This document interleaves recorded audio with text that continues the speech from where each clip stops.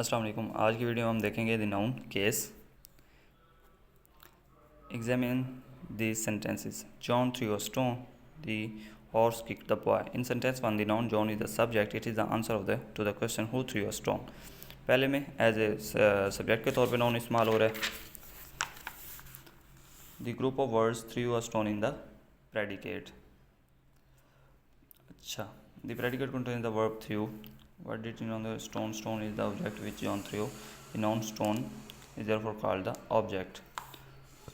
Noun is the subject. It is the answer to the question who kicked the boy. The noun boy is the object. मैं आपको बताता हूँ कि इसमें जो जॉन है वो भी नाउन है और स्टोन भी नाउन है, हॉर्स भी नाउन है और बॉय भी नाउन है। किक्ड हमारे पास वर्ब है, थ्रू भी हमारे पास वर्ब के तौर पे इस्तेमाल हो रहा है इसमें। अच्छा जी, असल पॉइंट पे आते हैं। Nominative case. When a noun is used as the subject of a verb, it is said to be in the nominative case. अगर नाउन या प्रोनाउन हमारा सब्जेक्ट के तौर पे इस्तेमाल हो रहा है तो हम इसे नॉमिनेटिव केस कहते हैं। वन अ नाउन और pronoun is used as the object of a verb, it is said to be in the objective और एक्यूजेटिव केस। तो इसे ऑब्जेक्टिव या एक्यूजेटिव केस कहते हैं।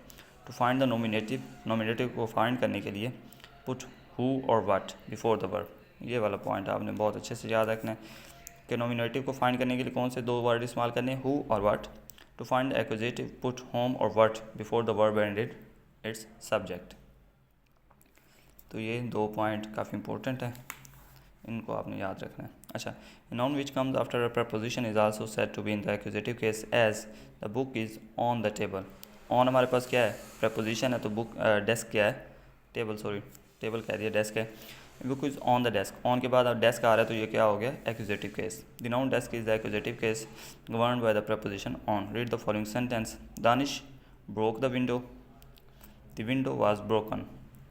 यहाँ पे विंडो क्या है, हु ब्रोक द विंडो, ये देखें, तो ये क्या हो गया, ऑब्जेक्टिव केस। और द विंडो वाज ब्रोकन ये subject. It will be seen the nouns in English have the same form for the nominative and the accusative. अच्छा, the nominative generally comes before the verb and the accusative after the verb, hence they are distinguished by the order of words or by sentence. Compare Mohsin gave the ball, Mohsin gave Danish a ball. तो ये क्या हो गया, nominative और accusative case। इस video में इतना ही, next video में आपसे मिलते हैं।